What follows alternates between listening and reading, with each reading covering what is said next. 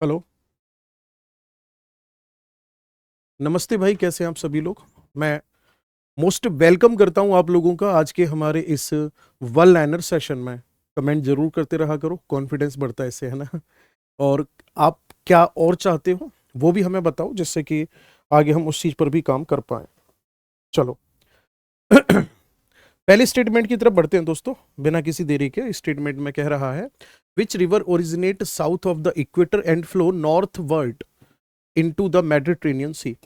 इनमें से मतलब कह रहा है कि ऐसी कौन सी नदी है जो इक्वेटर के साउथ से तो निकलती है, ऊपर की तरफ जाती है और मेडिटेरेनियन सी में जाकर के गिर जाती है। अब ये वाला प्रश्न ना एग्जाम में आया हुआ है, इसलिए सेम टू सेम मैंने लैंग्वेज यहां लिखी हुई है। आप यहाँ पे बहुत ध्यान से फोकस करोगे जब अफ्रीका कॉन्टिनेंट के मैप पर, तो याद रखना एक यहां से नदी निकलती है ऐसे ही और ऊपर बहते हुए नीचे की तरफ आती है और यहाँ के एंड कर लेती है। And this river is called Congo river. यहां से दो धाराओं के रूप में एक नदी निकलती है ऐसे यूं, और ये ऊपर की तरफ जाती है। एक धारा जो है इसकी कहलाती है वो ब्लू नाइल, और एक कहलाती है व्हाइट नाइल। एक निकलती है विक्टोरिया लेक से और एक निकलती है ताना लेक से। ये निकलने के बाद में खार्तुम नामक स्थान पर दोनों धाराएं मिल जाती हैं, और जब खार्तुम नामक स्थान पर दोनों धाराएं मिल जाती हैं तब इसका नाम पड़ता है नील नदी। उत्तर की ओर बहते हुए ये जाकर के भूमध्य सागर में अपना अंत कर लेती है। और ये नील नदी जो है, अगर मैं बात करूंगा यहाँ इक्वेटर लाइन की, तो ध्यान से सुनना, लगभग ऐसे यूं इक्वेटर लाइन जाती है। तो कांगो नदी तो इक्वेटर लाइन को दो बार क्रॉस कर रही है। वहीं विक्टोरिया लेक से निकलने वाली जो धारा है इसकी अगर मैं बात करूंगा, तो ये ऐसे इक्वेटर को क्रॉस करते हुए आगे जा रही है और यही नील नदी का निर्माण कर रही है। दोस्तों, नील नदी को कहा जाता है बून ऑफ द इजिप्ट, यानी कि इसे कहा जाता है मिस्र का वरदान, क्योंकि इसी नदी की वजह से मिस्र में वहां पर खेती संभव है। और वहां पर खेती के साथ साथ वहां पर अन्य एक्टिविटी भी नदी के होने की वजह से पॉसिबल हो पाई है। अगर मैं बात करूंगा इस नील नदी की, तो इस नील नदी पर एक डैम बना हुआ है। उस डैम का नाम है इथोपियन डैम। इस पर इथोपियन डैम बना हुआ है। और ये इथोपियन डैम जो है इथोपिया, सूडान और इजिप्ट के बीच में डिस्प्यूटेड है। इसके अलावा अगर मैं बात करूंगा, आसवन डैम भी इसी नदी पर बना हुआ है। आसवन डैम और नस्सार झील भी इसी नदी पर बनी हुई है। तो इस प्रश्न का करेक्ट आंसर क्या हो जाएगा? नील नदी हो जाएगा। बाकी कांगो नदी भूमध्य रेखा को दो बार क्रॉस करती है, यहां एक रिवर फ्लो करती है, इस रिवर का नाम है लिम्पोपो नदी। तो जो लिम्पोपो नदी है अफ्रीका की, ये अफ्रीका की लिम्पोपो नदी जो है ये मकर रेखा को दो बार काटती है। वहीं एक नदी यहां पर आकर के यूं अपना अंत कर लेती है अफ्रीका की। इस नदी को कहा जाता है नाइजर नदी। नाइजर नदी। ओके। तो ये कुछ मुख्य नदियां थी जिनके बारे में मैंने आपको इंट्रोड्यूस कराया है। अगले स्टेटमेंट की तरफ चलते हैं, बहुत ध्यान से देखेंगे क्या कह रहा है। व्हाट इज शिफ्टिंग एग्रीकल्चर या कल्टीवेशन? स्थानांतरित कृषि जो है वो एक्चुअल में क्या है, ये पूछना चाह रहे हैं।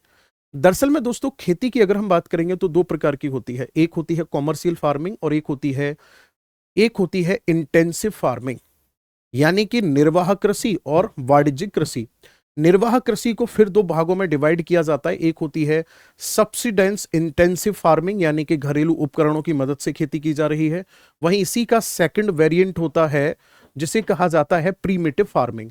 तो प्रीमिटिव फार्मिंग की अगर मैं आपसे बात करूंगा, कौन सी फार्मिंग मैंने बताई आपको भी? Primitive farming. देखो ध्यान से, इसे कहा जाता है आदिम कृषि। इस आदिम कृषि का ही एक प्रकार होता है जिसे कहा जाता है शिफ्टिंग कल्टीवेशन।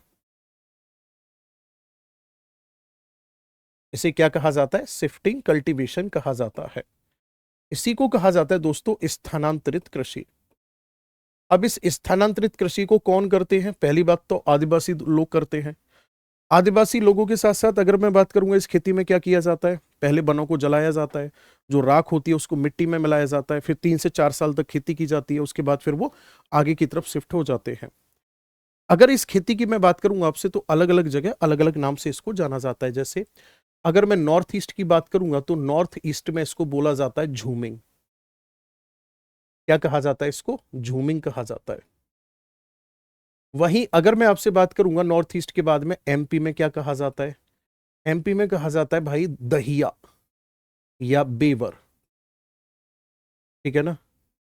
छत्तीसगढ़ में कहा जाता है इसको दीपा, केरल में कहा जाता है इसको पूनम,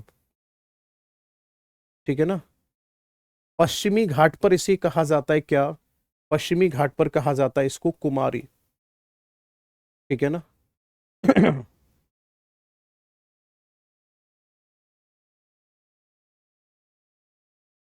उड़ीसा वाले क्षेत्र में इसको बोला जाता है ब्रिंगा।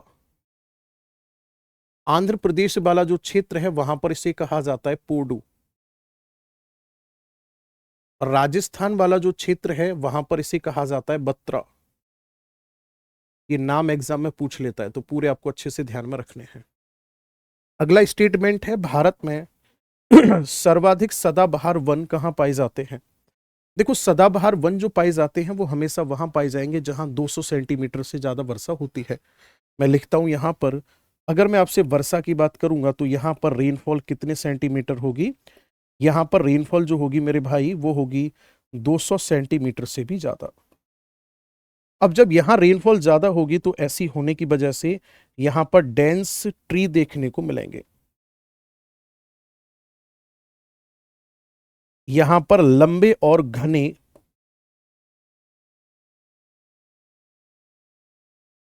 वृक्ष देखने को मिलते हैं। लंबे और घने वृक्ष देखने को मिलते हैं। इन वनों में ग्रासलैंड्स होते हैं, आप बोलोगे बिल्कुल भी नहीं, ग्रासलैंड तो नहीं होते इनमें। अब नेक्स्ट अगर मैं बात करूंगा तो ये कहां देखने को मिलेंगे, सर ये देखने को मिलेंगे हमें कहां, मेघालय में, क्योंकि वर्षा बहुत ज्यादा है। ये हमें और कहां देखने को मिलेंगे, ये हमें देखने को मिलेंगे वेस्टर्न घाट पे। ये देखने को मिलेंगे हमें कहां, लक्षद्वीप, ठीक है ना, कहां पर, लक्षद्वीप में। और ये देखने को मिलेंगे कहां पर हमें, अंडमान निकोबार में। अब अगर आपसे पूछता है कि इनमें कौन कौन से ट्री आते हैं तो रबर का आता है। कौन सा आता है, रबर का। रबर के साथ साथ एक आता है इसी में रोजवुड, लकड़ी का नाम है। एक आता है एबोनी, एक आता है इसी में महोगनी, एक आता है इसी में सिनकोना, जिससे कुनैन तैयार की जाती है। ये सब इसके एग्जाम्पल हैं, ठीक है। चलिए जी आगे बढ़ जाएं। व्हाट इज वेस्टर्न डिस्टर्बेंस, पश्चिमी विक्षोभ क्या है। पश्चिमी विक्षोभ आपको बताना क्या है, दरअसल में ये एक साइक्लोनिक विंड है। क्या है, ये एक साइक्लोनिक विंड है। अगर मैं आपसे बात करूंगा ये क्या है, ये है सर एक चक्रवाती पवन। कहां से ओरिजिनेट होती है ये, तो तब आपका आंसर होगा ये चलती कहां से है, ये मेडिटेरेनियन सी से चलती है। ये भूमध्य सागर पर उत्पन्न होती है, और भूमध्य सागर पर उत्पन्न होती है, किधर आती है, हमारे भारत की तरफ आती है। इस कॉन्सेप्ट को समझ लो आप, देखो ध्यान से।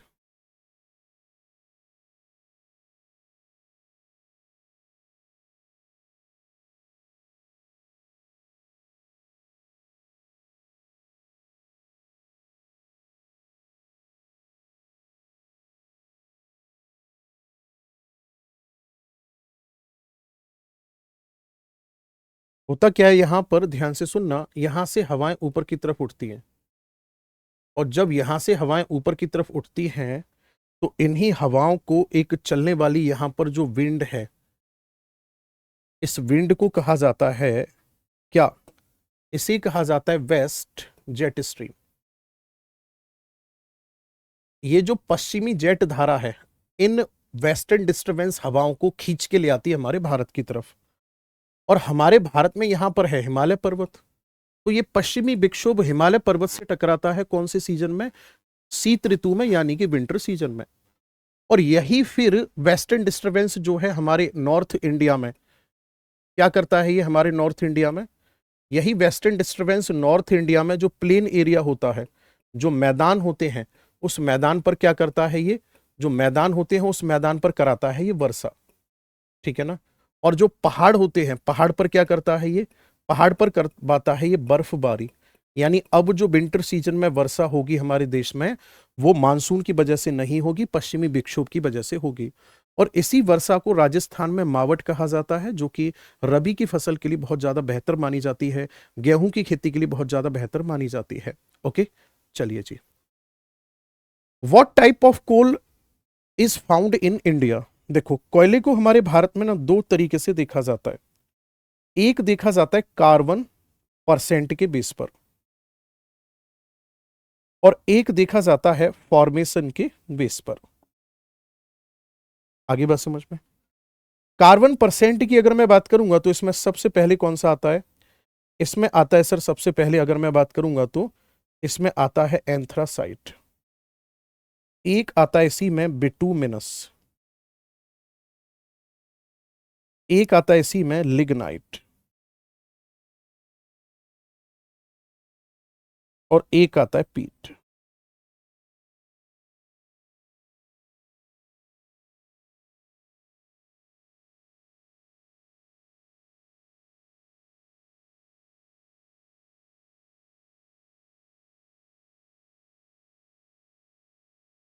एंथ्रासाइट। अगर मैं बात करूंगा यहां पर एंथ्रासाइट कोयले में कार्बन कितना होता है, 95% तक होता है। बिटुमिनस में कितना होता है, 75 से 85% तक होता है। वहीं अगर लिग्नाइट की अगर मैं बात करूंगा तो 55 से 65% के आसपास होता है। वहीं पीट की अगर मैं बात करूंगा तो 45 से 55% के आसपास होता है। तो यहाँ बेस्ट क्वालिटी एंथ्रासाइट की है और लो क्वालिटी किसकी है, पीट कोयले की है। हमारे भारत में एंथ्रासाइट का जो भंडार है ये केवल और केवल चिनाब वैली क्षेत्र में देखने को मिलता है। ठीक है ना, कहाँ मिलता है, चिनाब वैली क्षेत्र में, और ये खास करके जम्मू कश्मीर वाले रीजन में मिलता है। वहीं अगर मैं बात करूंगा आपसे लिग्नाइट कहाँ मिलता है हमारे भारत में, तमिलनाडु में मिलता है। और ज्यादातर जो कोयला मिलता है हमारे देश में झारखंड, उड़ीसा और छत्तीसगढ़ वाले क्षेत्र में, वो बिटुमिनस प्रकार का होता है। अब अगर फॉर्मेशन के बेस पर देखा जाए कोयले के प्रकार को, तो एक प्रकार होता है कार्बोनीफेरस। कौन सा होता है, कार्बोनीफेरस, हमारे भारत में है ही नहीं, ये एंथ्रासाइट की कैटेगरी में आता है। एक टाइप आता है कोयले का गोंडवाना, गोंडवाना कोयला। जो गोंडवाना कोयला है यही हमारे भारत में सबसे ज्यादा देखने को मिलता है, बिटुमिनस प्रकार का होता है। और एक होता है टर्सरी कोल, टर्सरी कोल पीट प्रकार का है, जो खास करके मेघालय, तमिलनाडु और हिमाचल प्रदेश वाले क्षेत्र में देखने को मिलता है। और एसएससी ने कई बार पूछा हुआ है कि भारत में तृतीय कोयला सबसे ज्यादा कहां पाया जाता है, आपका आंसर होगा मेघालय और तमिलनाडु में देखने को मिलता है। मासिन राम में अधिक वर्षा होती है, लेकिन इसी के पास में जो शिलोंग है यहां पर कम वर्षा होती है, ऐसा क्यों, जबकि दोनों ही माउंटेनियस रीजन में लोकेटेड है, दोनों ही पर्वतीय क्षेत्र में स्थित है। चलिए बताते हैं। दरअसल में है क्या, मान के चलो ये कोई जलीय भाग है, ध्यान से सुनना, और ये फिर यहां से अगर हम बात करेंगे तो ऐसे ये एक माउंटेन है। तो होगा क्या, इसके सहारे सहारे जब यहां पर हवाएं ये चलेंगी, तो हवाएं चलने के बाद में इसके सहारे सहारे ऊपर उठ जाती हैं। ऊपर उठेंगी, टेम्परेचर डाउन होगा, बादल बनेंगे, वर्षा होगी, कोई दिक्कत नहीं है। लेकिन जब यही हवाएं यहां नीचे उतरती हैं, तो नीचे उतरने पर ये विंड हो जाती हैं ड्राई, ये हो जाती हैं शुष्क पवन। अब जब ये शुष्क पवन होंगी तो क्या ये वर्षा करा पाएंगी, ये वर्षा नहीं करा पाएंगी। तो यहां से हमें एक बात समझ में आती है कि पर्वतों के एक तरफ तो रेनफॉल होती है, जबकि दूसरी तरफ रेनफॉल नहीं होती है। आगे बात समझ में। और जिधर पर्वतों की रेनफॉल नहीं होती है उस क्षेत्र को कहा जाता है रेनफॉल शैडो। क्या कहा जाता है, रेनफॉल शैडो रीजन, यानी कि इसे कहा जाता है वृष्टि छाया क्षेत्र, इसे कहा जाता है वृष्टि छाया क्षेत्र। इधर वर्षा होती है, आपका आंसर होगा इधर वर्षा बिल्कुल भी नहीं होती है। अब इस बात को आप ऐसे भी कह सकते हो कि पश्चिमी घाट पर तो खूब वर्षा होती है उठते हुए मानसून से, पूर्वी घाट पर नहीं होती है, क्योंकि पूर्वी घाट वृष्टि छाया क्षेत्र में स्थित है। इस बात को आप ऐसे भी कह सकते हो कि मुंबई में बहुत ज्यादा वर्षा होती है, पुणे में कम होती है, क्योंकि पुणे वृष्टि छाया क्षेत्र में स्थित है। वैन वर मल्टीपर्पज प्रोजेक्ट इनिशिएटेड, भारत में बहुउद्देशीय परियोजनाओं की शुरुआत कब हुई। हमारे देश में बहुउद्देशीय परियोजनाएं जो चलाई गई, ये कब चलाई गई, ये पूछ रहा है इस वाले प्रश्न में। दोस्तों बात है 1948 की। 1948 की बात है जब हमारे भारत में इनकी शुरुआत हुई।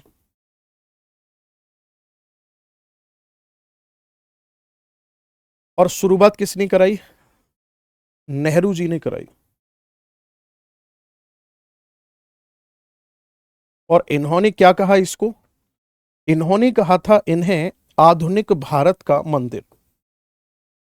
इन्होंने क्या कहा था इसको? आधुनिक भारत का मंदिर। आधुनिक भारत का मंदिर कहा था, यानी कि टेम्पल ऑफ मॉडर्न इंडिया।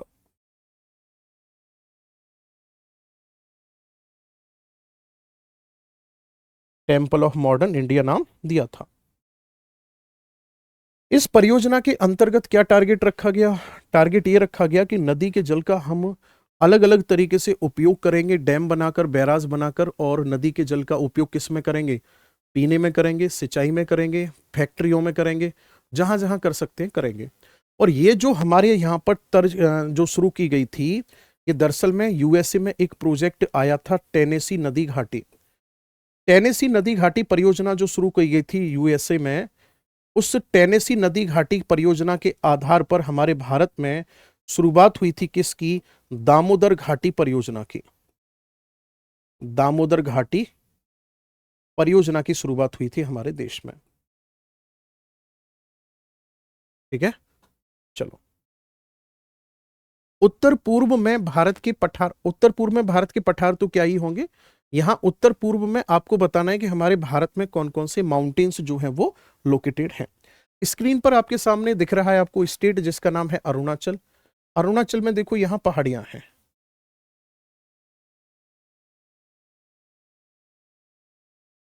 अब इन पहाड़ियों के नाम क्या क्या हैं मैं हिंदी में लिख रहा हूं।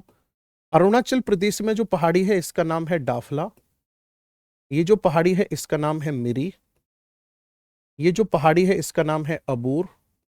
डाफला, मिरी, अबूर। ये जो पहाड़ी है इसका नाम है मिशमी। डाफला, मिरी, अबूर और मिसमी।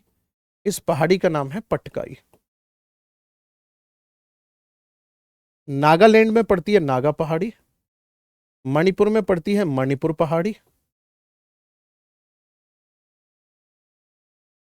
और मिजोरम में जो पहाड़ी पड़ती है इसे कहा जाता है मीजो पहाड़ी। ये सभी पहाड़ियां नॉर्थ ईस्ट पहाड़ियों के अंतर्गत आती हैं। दोस्तों एक चीज अच्छे से याद रखना कि ये जो बेल्ट आपको दिखाई दे रही है ये तो हिमालय का हिस्सा है, बट मेघालय की जो पहाड़ियां हैं वो हिमालय का हिस्सा नहीं है। इस बात को आप ऐसे समझो कि ये कंडीशन है यहां पर। ये है प्रायद्वीपीय पठार, पेनिनसुला प्लेट्यू। ये पेनिनसुला प्लेट्यू है। यहां पर ये मेघालय की पहाड़ियां हैं। और कौन कौन सी पहाड़ियां हैं मेघालय की? एक का नाम है गारो, दूसरी का नाम है खासी, तीसरी का नाम है जयंतिया। गारो, खासी और जयंतिया, ये तीन पहाड़ियां हैं। इन दोनों के बीच में पहले क्या हुआ? एक गड्ढे जैसी संरचना बनी। और यहां प्रायद्वीपीय पठार पर जो पहाड़ी है इस कॉर्नर पर, उसका नाम है राजमहल पहाड़ी। तो इन दोनों के बीच में एक गैप पड़ गया, तो इस क्षेत्र को नाम दिया गया था क्या? इसे कहा गया राजमहल। इसे कहा गया राजमहल गारो गैप। इसे राजमहल गारो गैप का नाम दिया गया। नदियों ने क्या किया इस वाले क्षेत्र में? यहां नदियों ने इस वाले क्षेत्र में मलबे का जमाव कर दिया। और मलबे का जमाव करने के बाद में इस वाले क्षेत्र को क्या कर दिया? यहां से पूरी तरह से, एक तरह से आप ऐसे समझ लो कि कनेक्ट कर दिया। तो इसलिए माना जाता है कि ये पहाड़ियां जो हैं ये इसी प्रायद्वीपीय पठार का हिस्सा हैं, ना कि ये हिस्सा हैं किसका? हिमालय का। ओके, ये हिमालय का हिस्सा नहीं है। नेक्स्ट अगर मैं बात करूंगा तो इसी में अगला पॉइंट होगा। आगे अगर मैं बात करूंगा आपसे तो इसी में अगला पॉइंट होगा कि जो खासी पहाड़ी का क्षेत्र है ना, इसी के अंतर्गत आता है मासिन राम। और जो मासिन राम है यहां पर होती है विश्व में सबसे ज्यादा वर्षा।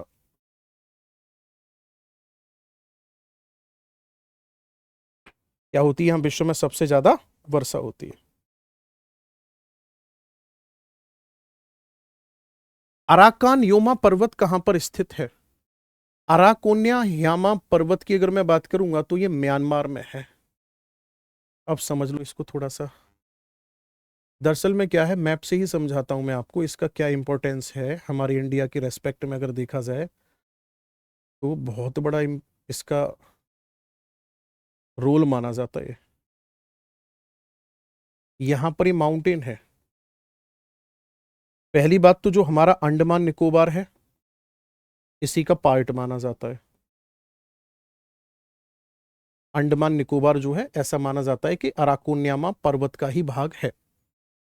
दूसरी बात, जब हमारा मानसून उठता है ना तो जाकर के इसी माउंटेन से टकराता है और इससे टकरा करके फिर डाइवर्ट होकर के तब हमारे इंडिया में घुसता है।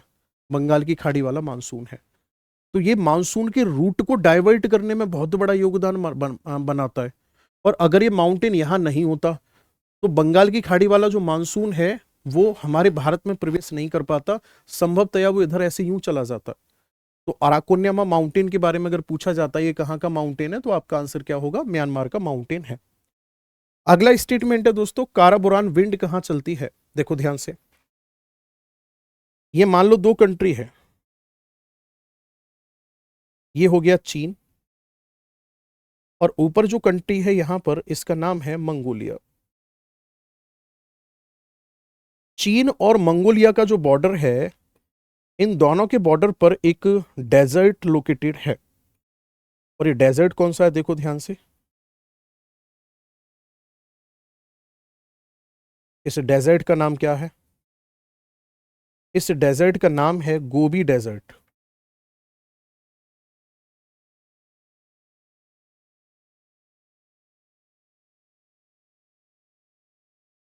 गोबी मरुस्थल है।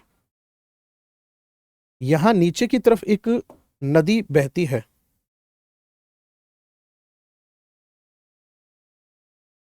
इस नदी का नाम क्या है? इस नदी का नाम है हुआंगो नदी। अब ये हुआंगो नदी कहां की नदी है? चीन की नदी है। यहां एक विंड चलती है, इसी विंड का नाम है कारावुरान विंड। और ये कारावुरान विंड की अगर मैं बात करूंगा तो ये एक ड्राई एंड डस्टी विंड है, शुष्क और धूल भरी पवन है। तो ये कारावुरान पवन क्या करती है? इस मरुस्थल की जो बालू है, ये बालू का जमाव करती है। किस में? ये बालू का जमाव करती है हुआंगो नदी में। आगे बात समझ में? ये बालू का जमाव करती है किसके अंदर? हुआंगो नदी के अंदर। जब ये बालू का जमाव हुआंगो नदी के अंदर करती है तो इससे नदी का रंग पीला हो जाता है, तो हुआंगो नदी को कहा जाता है पीली नदी। अब ये रेत की दीवार सी बना लेती है और वो दीवार अचानक से जब ढह जाती है तो बाढ़ आती है, इसलिए इस नदी को कहा जाता है चीन का शोक। क्या कहा जाता है इसको? चीन का शोक कहा जाता है। तो दोस्तों ये थे आपके आज के 10 पॉइंट जो मैंने पूरी तरह से एक्सप्लेन करने की कोशिश की। आई होप आपको समझ में आए होंगे। तो प्लीज़ आप लोग वीडियो को शेयर जरूर करना, जिससे कि हम और लोगों तक अपनी बात को पहुंचा पाएं। आपका सपोर्ट करना बनता है। दूसरा दोस्तों, एसएससी प्रथम बैच में कोई अगर स्टूडेंट है तो 15 दिसंबर से बैच नया स्टार्ट होने जा रहा है। बैच में एनरोल करा सकते हैं। बैच की फीस 999 रुपये है। हर सब्जेक्ट की 2 फैकल्टी लगी हुई हैं। मैथमेटिक्स में राकेश सर और अभिनय सर हैं, इंग्लिश में जयदीप सर और गोपाल सर हैं, रीजनिंग में पीयूष सर और अरुण सर हैं, और जीएस में अभिषेक सर, मैं और हमारी टीम मिलकर के पूरा सब्जेक्ट कंप्लीट करवाएगी। ऐसी ही जानकारी के लिए और वीडियोस के लिए दोस्तों जुड़े रहिए हमारे यूट्यूब चैनल के साथ। और साथ ही साथ जो हमारा शॉर्ट्स वीडियो वाला जो सेक्शन है उसको जरूर चेक किया करो, क्योंकि वहां पर भी क्वेश्चंस की वीडियो डलवा रहा हूं मैं। और साथ ही साथ कुछ एक्सक्लूसिव टाइप की जो जानकारियां हैं उनको भी आप लोगों तक पहुंचाने का पूरा प्रयास किया जा रहा है, जिससे कि आपकी तैयारी और आसान हो पाए। तो चलिए मुलाकात करते हैं अगले सेशन में। तब तक के लिए thank you so much. Have a nice day. Bye bye.